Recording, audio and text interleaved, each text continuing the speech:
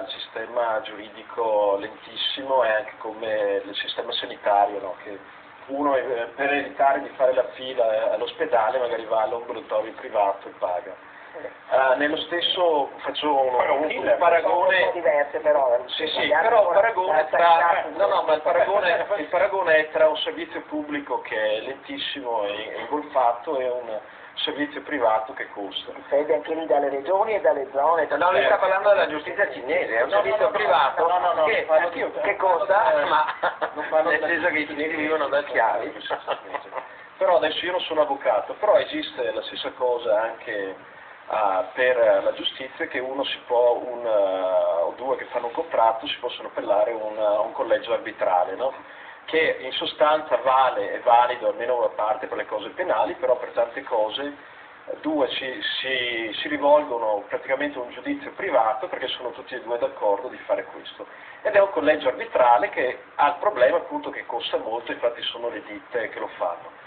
Però appunto chi se lo può permettere ha una giustizia molto più snella e veloce ed efficiente. Quindi noi di Veneto Stato, quello che stiamo facendo, siccome abbiamo diversi avvocati che danno il loro tempo anche per la causa, quello che stiamo mettendo in atto è appunto un collegio arbitrale che il nome sarà Tribunale Veneto, che appunto darà la possibilità ai cittadini veneti di rivolgersi a un tribunale a tutti gli effetti, con un costo infimo proprio le spese, perché questi avvocati lo fanno di loro spontanea volontà, però appunto siamo costretti a fare le nostre istituzioni, che sono legali, no, però quella è mafia, quella non è che danno la possibilità di difesa, noi stiamo parlando di un servizio civile. Possiamo star qua a parlare, bisognerebbe, si potrebbe, neanche io sono né avvocato né giudice, però sta di fatto che la giustizia italiana è pessima, addirittura per noi di Veneto Stato è un problema ancora maggiore dell'ingiustizia fiscale che noi veneti subiamo ogni giorno.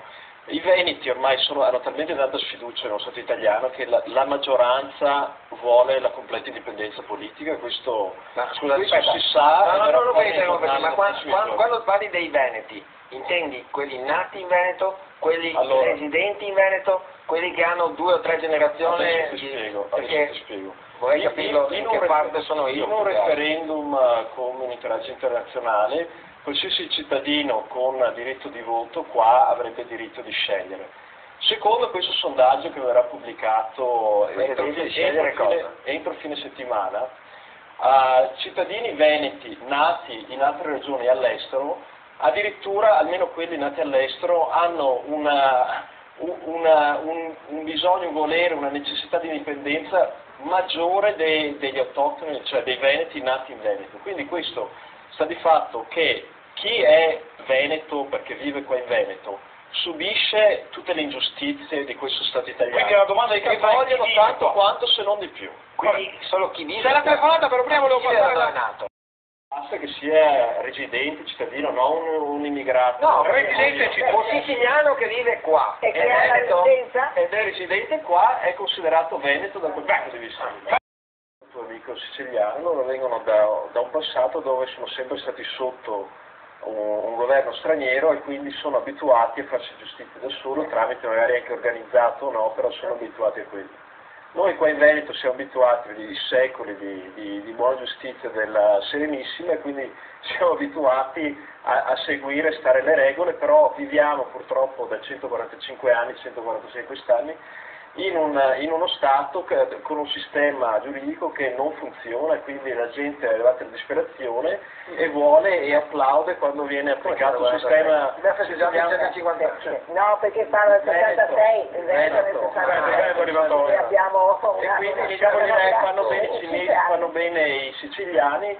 Io dico no, perché quello è dire accettiamo di essere sotto uno Stato straniero, uno Stato che con una giustizia che non funziona, allora arrangiamoci. No, noi dobbiamo riappropriarci della nostra indipendenza, perché abbiamo un retaggio anche dal punto di vista giuridico eccellente, perché la Serenissima da quel punto di vista lì era il Serenissima. Non so se hanno informato, la Repubblica